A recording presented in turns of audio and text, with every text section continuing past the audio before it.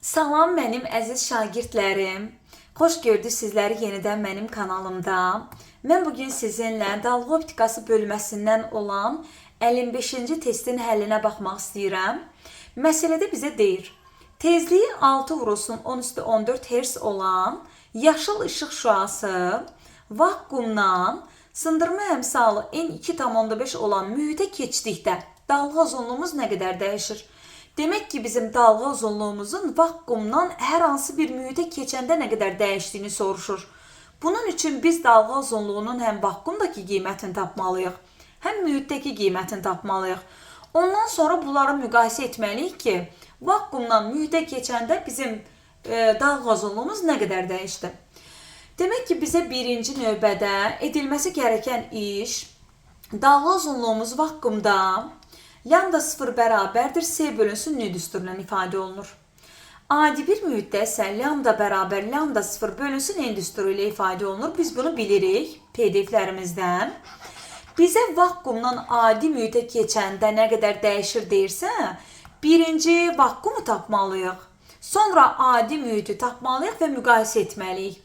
Onda keçirik birinci növbədə vakuumda olan dalğa uzunluğumuzun qiymətini tapmağa. Lambda 0 bərabər S-imizin qiymətini 3 vurulsun 10^8 verib, N-imizin qiymətini 6 vurulsun 10^14'dür. Bərabərdir. 3 ilə 6-nı ixtisar aparıram. Burada qalır 2.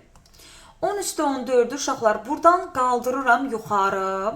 10^-14 kimi yazıram. Onda bu 2-də 1 qalır burada. 10^8-dən 10^14'də ixtisar aparanda burada 10^-6 qalacaqdır. 2-də 1-i də yazıram bax belə. 0,5 vurulsun 10^-6. Tamamdır. Vakuumdakı dalğa uzunluğumuzun qiymətini tapdıq. Keçirik indi adi mühitdəkini. Dedik lambda 0 bölünsün n ilə ifadə olunur. Lambda 0-ın qiyməti 0,15 vurulsun 10^-6'dır. N-imizin də qiymətini 2,5 veribdir. Bərabər 0,15 ilə 2,5 getdi, qaldı 5. Baxın, bunu da belə yazıram. 5-də 1, 10^-6. 5-də 1-i də 0,2 kimi yazaram. 10^-6 olduğu kimi qalacaq. Baxın uşaqlar, biz vakuumda dalğa uzunluğumuzun qiymətini tapdıq. 0,15 vurulsun 10^-6. Adi bir mühitdə də tapdıq. 0,2 vurulsun 10^-6.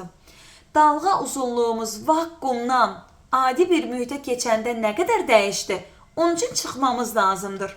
0,5-dən də 10^-6-dan çıxanda 0,2 vur 10^-6-nı 10^-6'lar olduğu kimi qalacaq. 0,5-dən də 0,2-ni çıxanda cavab eləyəcək 0,3.